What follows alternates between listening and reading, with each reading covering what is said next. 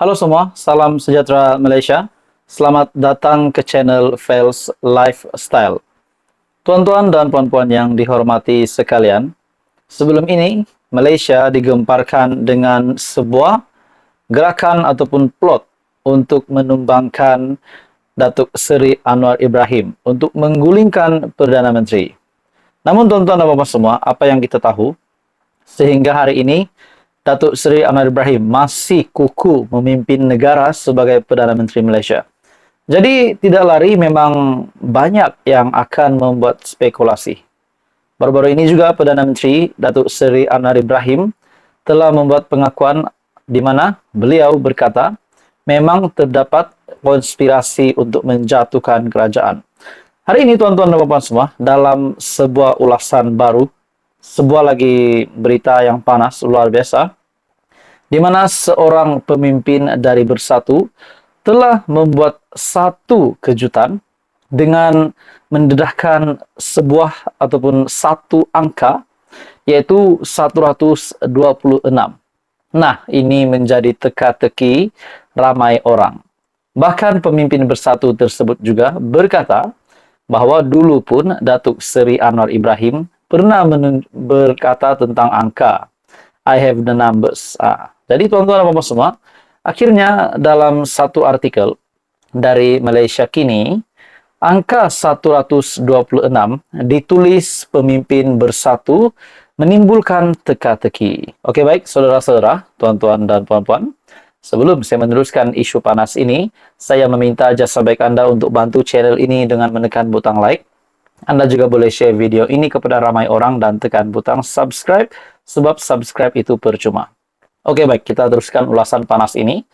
Jadi, adakah angka 126 ini yang dinyatakan oleh salah satu pemimpin Bersatu, adakah angka 126 ini menunjukkan bahwa Parti Bersatu ataupun gabungan parti dalam Perikatan Nasional sudah mempunyai angka yang cukup untuk membentuk kerajaan, untuk menggulingkan kerajaan yang ada hari ini? Seperti yang kita tahu, PN mendapat 70 kerusi lebih, dan begitu juga Pakatan Harapan 80 kerusi lebih, dan akhirnya membentuk kerajaan di mana PH bergabung dengan UMNO, dengan BN, GPS, GRS, dan pada akhirnya saudara-saudara terbentuklah kerajaan hari ini. Bukan itu saja, terdapat juga MP bebas yang menyokong kerajaan hari ini. Saudara-saudara, angka 126 ini adakah membuktikan bahwa PN ataupun Mahyadin sudah mempunyai jumlah kerusi yang cukup untuk membentuk kerajaan? Nah, itu menjadi persoalan ramai orang.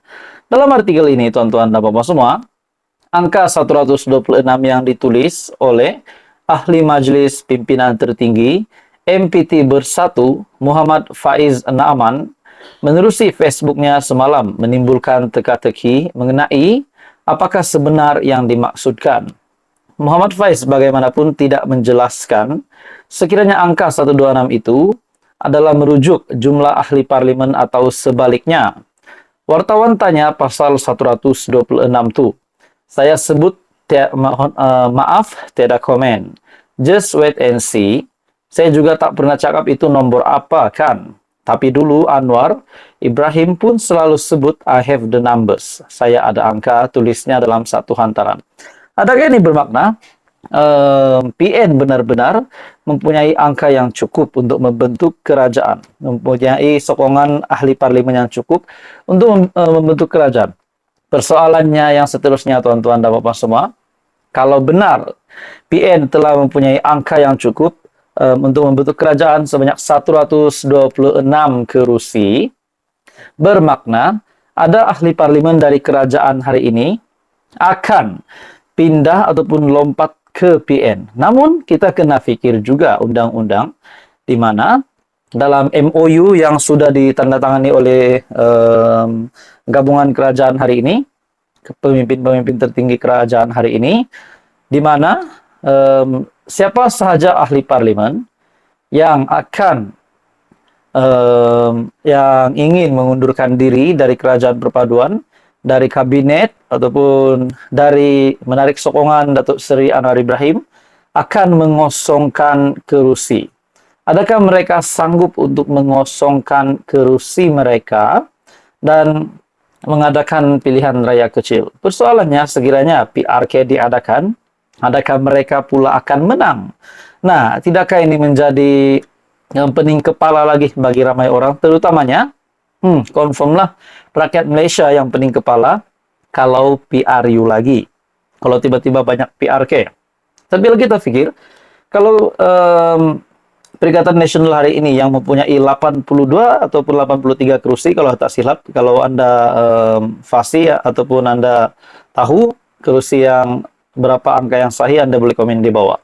Kalau benar 80 lebih kursi PN ada hari ini, dan mereka memerlukan sehingga 126, tidakkah lebih kurang 40 ataupun 50 kursi lagi? Nah, bermakna akan ada lebih kurang 40 hingga 50 pilihan raya kecil akan diadakan. Jadi, tidakkah itu akan membingungkan rakyat?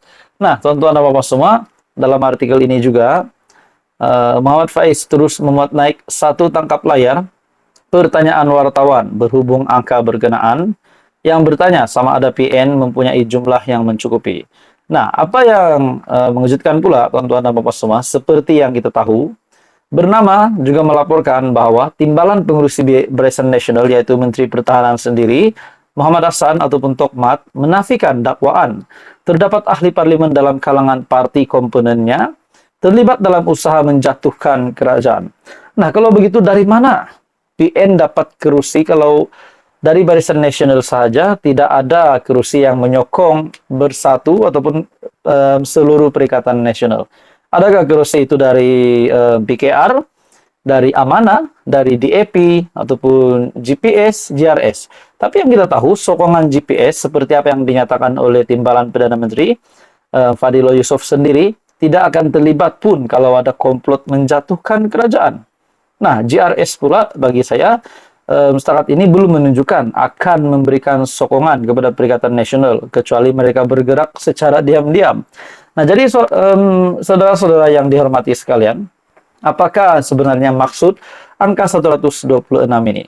Jadi ada juga kata mungkin Datuk Seri Anwar Ibrahim pun mungkin boleh mendapat 200 kursi. Nah, itu pun tidak mustahil juga.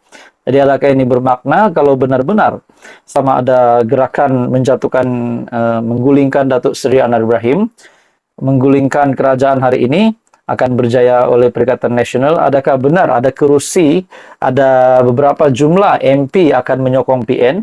Dan begitu juga tidak juga mustahil, disebabkan ini adalah politik, tidak juga mustahil dari Perikatan Nasional akan lompat kepada Pakatan Harapan. Nah, itu menjadi persoalan ramai. Jadi tuan-tuan dan bapak semua, apa komen Anda berkaitan dengan isu yang panas ini? Panas luar biasa.